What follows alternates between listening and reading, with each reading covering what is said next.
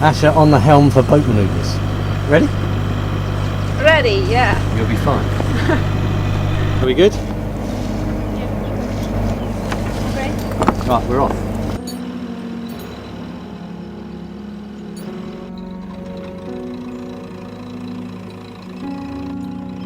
Welcome back to Adventure Now and the new Polish skipper. Asher might not have been particularly confident, but I was. And now she looks quite pleased with herself, as she should. Good? Yeah. Well done. It's awesome.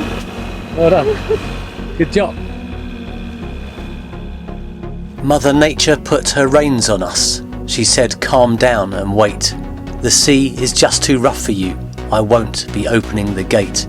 Just enjoy this fine land here and put your trust in me. I'll calm the wind, I'll calm the seas, and then I'll set you free.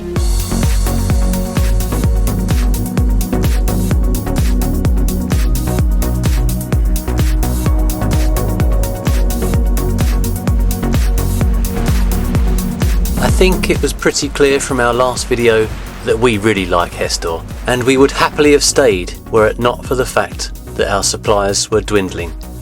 With this in mind, and the fact that we still didn't have any weather window for Iceland, we decided to pop south to the port of Skolpen to refill our tanks and our cupboards. But the idea of simply popping in somewhere doesn't factor in the friendliness of the locals. Shortly after arriving on Sandoy, we met a guy called Rayans, who turned up at the boat to say hello. He arranged a diesel top-up for us and then took us on a road trip around the island. Our first stop was to see another witch who was caught trying to tow the Faroe Islands to Iceland and promptly turned to stone, her footprint still visible today. We have an expression in England called flat as a witch's tit. And that doesn't work with this one, because she's pretty pert. Yeah. That's incredible. I never get used to this. Wherever you come in the Faroe Islands, there is always something remarkable to see, and I never really expected to see a massive boulder with a knitted jumper, but here it is. Thank you, Rayans, for such a friendly welcome and a great tour around the beautiful island of Sandoy. After receiving a lovely invitation, we left Sandoy and returned the boat to Hestur. It's a pretty rare occurrence that we spend the night away from Altor, but here we are getting the ship ready, and the plan is to visit the island of Kalsoy and the seal woman Selkie in particular. We're going to stay at a cabin with Soni and Angela. It felt so strange to leave Altor behind. After all, together, we three are travelling companions. But she was safe in the beautiful protected harbour at Hestur, so we started our journey to visit Angela, Soni and the Seal Woman. The Seal Woman is one of the best known folk tales in the Faroe Islands. Seals were believed to be former human beings who voluntarily sought death in the ocean. Once a year they were allowed to come onto land, strip off their skins, dance and enjoy themselves as normal humans. On one such night, a young farmer from the village went and lay in wait on the beach. He watched as the seals came ashore, stripped off their skins and danced. While they were dancing, he crept up and stole the skin of a pretty young seal woman. When the sun started to rise, the seals came to reclaim their skins and return to the sea. How are you? Very good. Hello mate, how are you? All right? Hello. The seal girl was very upset when she couldn't find her skin, but then the man appeared holding it, but he wouldn't give it back to her, so she was obliged to follow him back to his farm. Look at this. What a place. So awesome. Isn't this? It's really pretty, huh? It's lovely, I love the woodwork. I know. Well, so Selkie is in your back garden. Yeah, that's what I was saying. Yeah. He kept the young woman with him as his wife, and she bore him several children. He locked her skin away and kept the key with him, but one day he left the key at home and immediately knew that on his return his wife would be gone, and she was. Years later, the men from the village were due to go into the caves to hunt seals. The night before, the man's seal wife appeared to him in his dreams and told him not to touch the big bull seal or the pups which would be lying in the cave, for those were her husband and children. But he did not listen, and all the seals in the cave were killed. As they cooked their catch that night, the seal woman appeared as a terrifying troll. As she sniffed at the air, she cried the curse. Here lies the head of my husband, the hand of Herrick, and the foot of Frederick. Now there shall be revenge on the men of the village. Some will die at sea, and others will fall from the mountain tops, until there be as many dead as can link hands round the shore of Kalsoy. From time to time, men from the village still drown at sea or fall from the cliffs. No one knows how long this will continue, although I guess the seal woman is keeping count.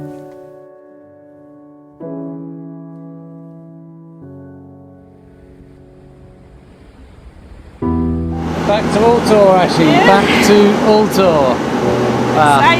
Excited. It's emotional saying goodbye. I know, sad to leave them. We had such a lovely time in Kalsoy and were so grateful to Angela and Soni for extending the invitation to us. As we came around the harbour wall, it was a relief to see Altor sitting there waiting for us just as we had left her. Home, sweet home. Yes, Altor, yes. Beautiful, ever so slightly moody grey day. Here we are on the foredeck. We are on our way to Vestmanna. With the tide coming along here about 8 knots, and the plan from this point is that we have spotted a little window of opportunity to go to Iceland. So we're having a night in Vestmanna, and then we hope to be on our way in the morning. Exciting! Yes! I'm actually so happy we're going to Iceland. I am. Me too.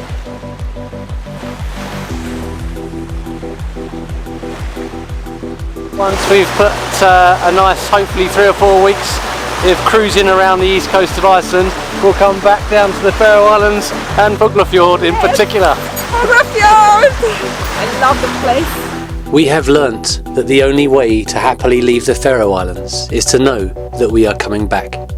Even though we are departing this land to seek new horizons, which is so exciting, so is the prospect of sailing back here.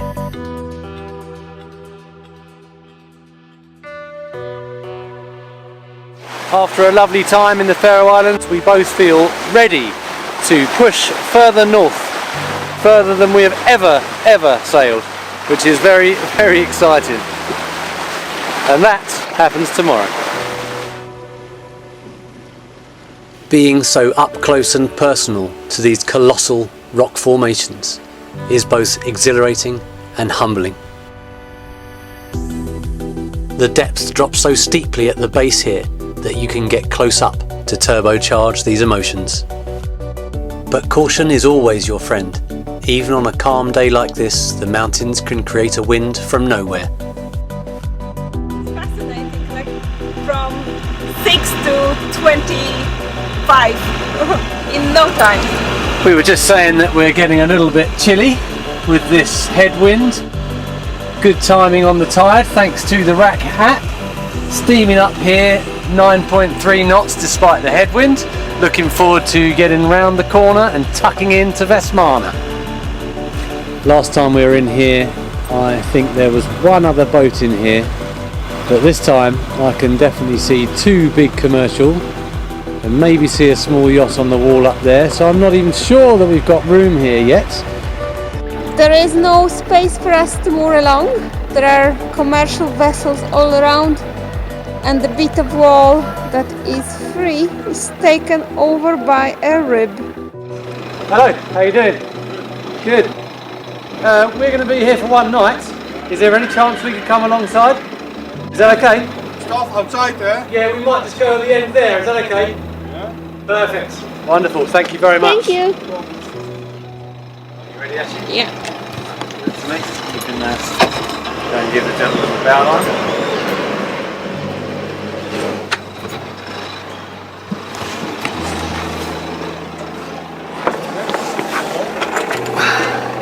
Thank you very much indeed. Nicely alongside. We have a nice experience with going alongside big barges, Asha, don't we? Yeah, we do actually. And they were so nice, these guys. Yeah. I asked Asha yesterday how many times in her life she has woken up and thought, today I'm setting sail for Iceland. Her answer was the same as mine, 0. But today is the day that we leave Vestmanna bound for Iceland. We checked the weather and the favourable southwesterly was still due to come in round the south coast of Iceland. Engine checks were made and the diesel in the jerry cans was transferred into the fuel tank. And finally everything was stowed away ready for sea. The ship is ready. The course is a nice straight line from the Faroe Islands all the way over to Iceland. There are no shallow areas or dodgy parts. The only thing we have to be careful of is a small rock that lies about 25 miles east of the coast, but we will be coming into here in Seyðisfjörður, so we will actually be missing this anyway. So nice and deep all the way. Thank you, Brutus, for a lovely mooring for the night. Thank you, Vestmanna, for a lovely mooring for the night. Here we go, bound for Iceland. Nice one, Ashi. Yeah, it's really nice that the weather is placid and mild. Nice. As usual, my pre-match nerves were running high, but the only way to deal with them, as we know by now, is to untie the lines, aim for the gap and point the boat where you want to go. It's certainly more pleasant than the last time we poked the nose out here, Ashi. Yeah, much warmer, much drier. Normal passage routine has commenced. Well, if our new normal was the cockpit app, I wouldn't do it, but it's just chilly. What do you mean, summertime at 62 degrees north? What's the problem? I have absolutely none. I can smell the cheese being grilled. How do you like the smell? It smells like tartiflette. What is that? That's that bacon, potato, oniony dish that you get when you stop for lunch skiing, get drunk and never go skiing again in the afternoon. I thought it smells like this dish, but after it reaches the other end of the digestive system. Well, I think that's slightly unfair. But if you want to cut out the middleman, I'll shove it up your...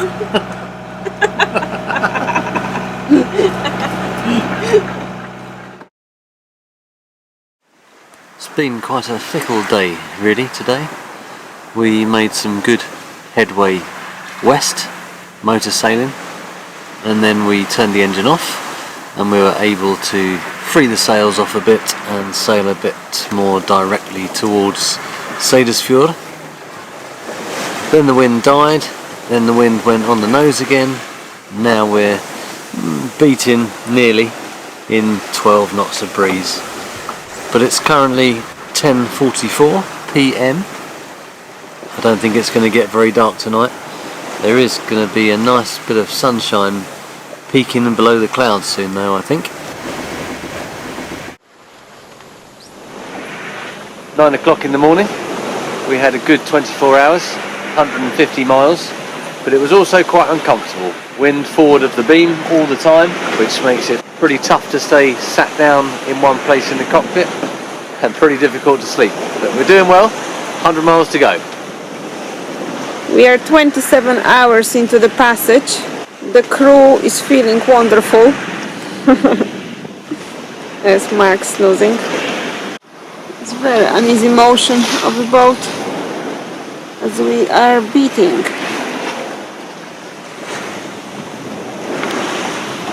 I like it, Ashi. Bit of sunshine as we sail up north. Lovely. I think it's got pretty chilly actually, and when that sun goes in, it's very cold, isn't it? Yeah. The wind is icy. That's the first ship we are passing on this journey. It's a container carrier, some skip Hoffel. Well, that is a sight I'm very happy to see. Albeit a long way away, it is great to see the target you're aiming for. It's got pretty feisty out here. Asher did a fantastic job reefing the boat down while I was asleep, and I came up to 28 knots and feisty looking sea. And now Asher's having a turn in bed and I've just spotted land. Great news.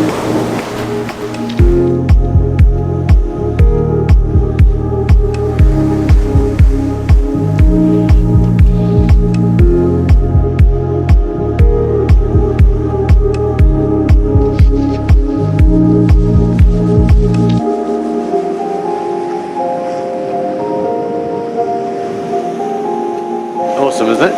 Amazing. Mud looks like this. I know, it's just incredible.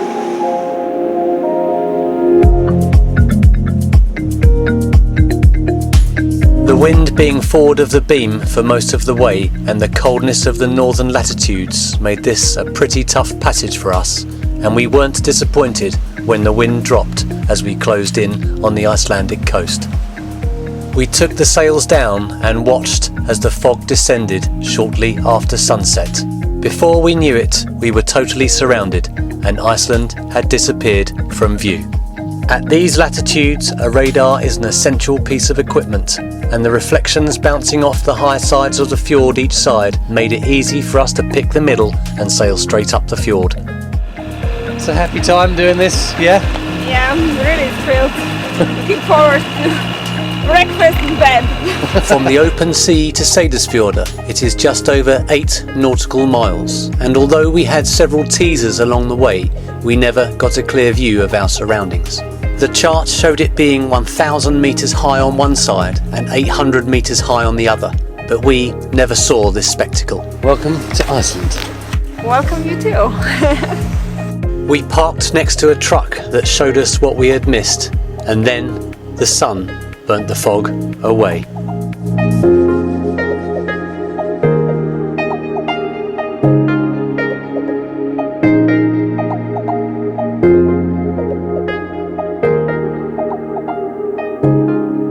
Thank you so much for joining us on our journey to 65 degrees north.